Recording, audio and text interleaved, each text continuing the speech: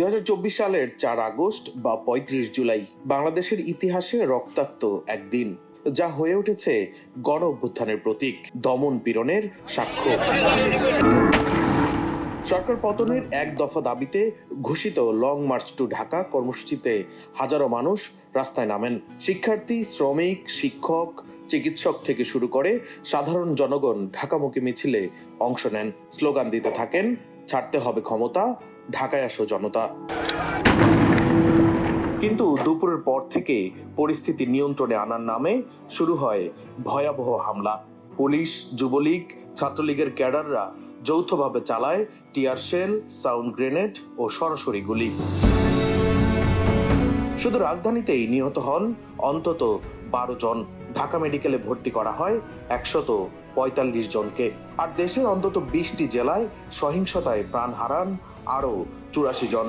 ফরিদপুর, বগুড়া, সিলেট, ফেনী, রংপুর সবখানেই সংঘর্ষ, আগুন আর মৃত্যু। চরম অবস্থা দেখে সন্ধ্যা 6টা থেকে দেশব্যাপী অনির্দিষ্টকালের জন্য কারফিউ জারি করে সরকার।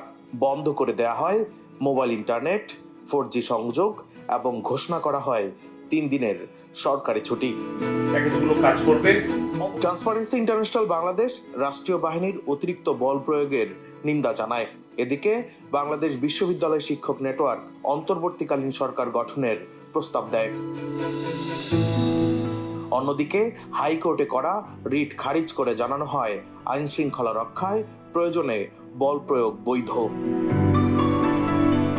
আন্দোলনের অন্যতম মুখ নাহিদ ইসলাম বলেন, বিজয় ছাড়া আর কিছু নয়, গণভবনের দিকেই তাকিয়ে আছি। সমন্বয়ক আসিফ মাহমুদ ঘোষণা দেন, চূড়ান্ত লড়াই শুরু হয়েছে, এখনই সময় ইতিহাসের অংশ হওয়ার। রক্তাক্ত এই দিনটি কেবল একটি সংঘর্ষ নয়, এটি এক জমাট ক্ষোভ ও পরিবর্তনের স্পষ্ট উচ্চারণ। প্রথম রক্তপাতের পর 16 জুলাই থেকে 4 আগস্ট পর্যন্ত 311 জনের মৃত্যুর খবর মিলে। 2024-এর ঐতিহাসিক জুলাই একটি প্রজন্মের জেগে ওঠার রক্তাক্ত গাথা। বাংলাদেশের ইতিহাসে 35 জুলাই হয়ে থাকবে এক অমোচনীয় অধ্যায়। ডেস্ক রিপোর্ট, দৈনিক ডেস্টিনি।